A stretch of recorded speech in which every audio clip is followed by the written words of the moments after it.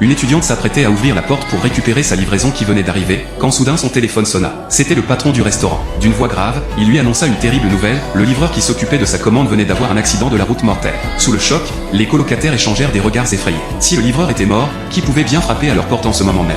Malgré tout, la jeune fille ne pouvait se résoudre à renoncer à son festin de fruits de mer et insistait pour aller voir.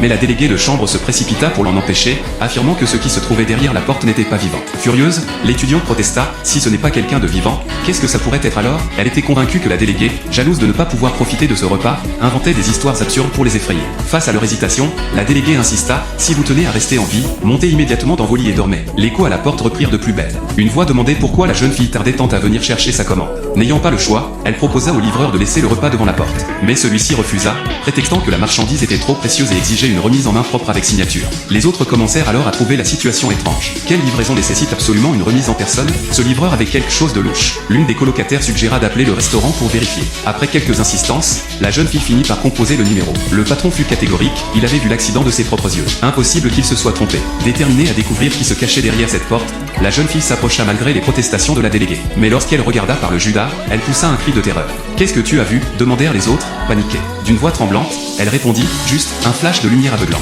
Je n'ai rien distingué d'autre. Les coups continuaient. L'atmosphère devenait insoutenable. Affolés, les colocataires se tournèrent vers la déléguée qui répéta son avertissement, tant qu'elle n'ouvrait pas, elles avaient une chance de s'en sortir. C'est alors que le petit ami de la jeune fille l'appela. C'était leur anniversaire de rencontre et il lui avait fait livrer 999 roses directement à sa porte. Mais oui, c'est ça. Ce doit être le livreur de fleurs, s'exclama-t-elle, soulagée. Les autres se détendirent aussitôt et reprochèrent à la déléguée de regarder trop de films d'horreur. Mais alors qu'elle se dirigeait vers la porte, la déléguée l'arrêta une nouvelle fois avec fermeté. Ce soir, peu importe qui frappe, n'ouvrez sous aucun prétexte. Sinon nous mourrons toutes. À cet instant précis, la chambre fut plongée dans l'obscurité totale. Les filles se serrèrent les unes contre les autres, terrorisées. Mais la jeune fille les trouva ridicules, c'est juste l'heure du couvre-feu, vous en faites tout un drame. Elle était persuadée que la déléguée, par pure jalousie, cherchait à créer un malentendu avec son petit ami. Quoi qu'il arrive, elle irait chercher ses fleurs. Pour apaiser les tensions, une colocataire proposa un compromis, vérifié d'abord par le judas, et si c'était bien le livreur de fleurs, elles ouvriraient. À contre-cœur, la jeune fille accepta et retourna regarder. Mais dès qu'elle eut jeté un œil, elle se retourna avec colère vers la déléguée. Il n'y a personne. À cause de tes délires paranoïaques, le livreur est parti.